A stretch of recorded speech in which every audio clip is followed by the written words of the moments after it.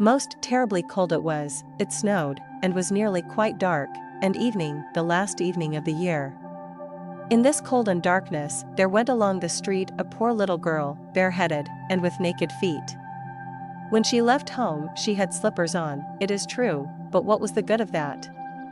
They were very large slippers, which her mother had hitherto worn, so large were they, and the poor little thing lost them as she scuffled away across the street, because of two carriages that rolled by dreadfully fast. One slipper was nowhere to be found, the other had been laid hold of by an urchin, and off he ran with it. He thought it would do capitally for a cradle when he some day or other should have children himself.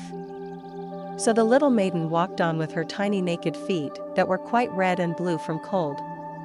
She carried a quantity of matches in an old apron, and she held a bundle of them in her hand. Nobody had bought anything of her the whole livelong day, no one had given her a single farthing. She crept along trembling with cold and hunger, a very picture of sorrow, the poor little thing. The flakes of snow covered her long fair hair, which fell in beautiful curls around her neck, but of that, of course, she never once now thought. From all the windows the candles were gleaming, and it smelt so deliciously of roast goose, for you know it was New Year's Eve. Yes, of that she thought. In a corner formed by two houses, of which one advanced more than the other, she seated herself down and cowered together. Her little feet she had drawn close up to her, but she grew colder and colder, and to go home she did not venture, for she had not sold any matches, and could not bring a farthing of money. From her father she would certainly get blows, and at home it was cold too, for above her she had only the roof, through which the wind whistled, even though the largest cracks were stopped up with straw and rags. Her little hands were almost numbed with cold. Oh! A match might afford her a world of comfort, if she only dared take a single one out of the bundle, draw it against the wall, and warm her fingers by it. She drew one out. Wrisht, how it blazed, how it burnt! It was a warm, bright flame, like a candle. As she held her hands over it, it was a wonderful light. It seemed really to the little maiden as though she were sitting before a large iron stove, with burnished brass feet and a brass ornament at top.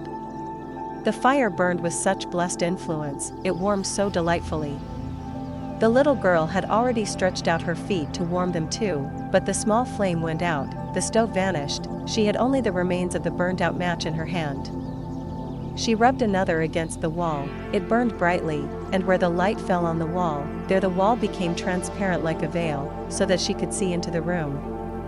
On the table was spread a snow-white tablecloth, upon it was a splendid porcelain service, and the roast goose was steaming famously with its stuffing of apple and dried plums.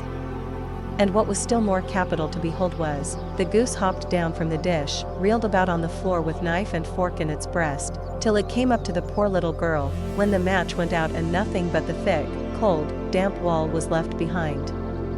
She lighted another match. Now there she was sitting under the most magnificent Christmas tree. It was still larger and more decorated than the one which she had seen through the glass door in the rich merchant's house. Thousands of lights were burning on the green branches, and gaily colored pictures, such as she had seen in the shop windows, looked down upon her. The little maiden stretched out her hands towards them when the match went out. The lights of the Christmas tree rose higher and higher, she saw them now as stars in heaven. One fell down and formed a long trail of fire. "Someone is just dead," said the little girl, for her old grandmother, the only person who had loved her, and who was now no more, had told her that when a star falls, a soul ascends to God. She drew another match against the wall, it was again light, and in the luster there stood the old grandmother, so bright and radiant, so mild, and with such an expression of love. "Grandmother," cried the little one, "oh, take me with you. You go away when the match burns out, you vanish like the warm stove, like the delicious roast goose, and like the magnificent Christmas tree." And she rubbed the whole bundle of matches quickly against the wall, for she wanted to be quite sure of keeping her grandmother near her. And the matches gave such a brilliant light that it was brighter than at noonday. Never formerly had the grandmother been so beautiful and so tall. She took the little maiden on her arm, and both flew in brightness and in joy so high, so very high, and then above was neither cold, nor hunger, nor anxiety, they were with God. But in the corner, at the cold hour of dawn, sat the poor girl, with rosy cheeks and with a smiling mouth, leaning against the wall, frozen to death on the last evening of the old year. Stiff and stark sat the child there with her matches, of which one bundle had been burnt.